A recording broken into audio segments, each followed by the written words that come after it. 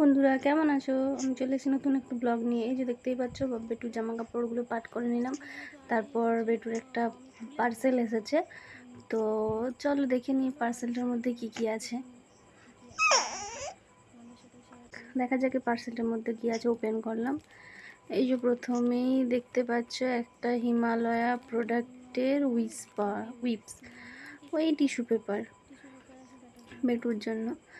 আর একটা baby powder আছে হিমালয়ার।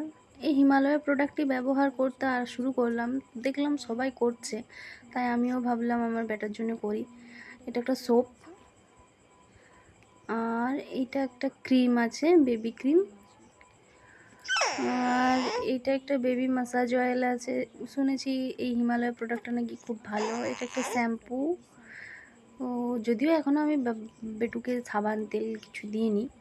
একটা বই আছে, আর কিছু নেই। খুব সুন্দর একটা বাস্কেট দিয়েছে, বাস্কেটের মধ্যে। আর এটা একটা র্যাশ ক্রিম আছে, ডাইপার র্যাশ ক্রিম। ওই ডাইপার পরালে যে র্যাশগুলো হয় সেইগুলো।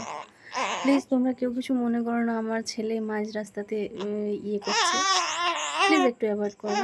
এই যে দেখতেই পাচ্ছ কী কী আছে। চলো friends, bye, tata. Like subscribe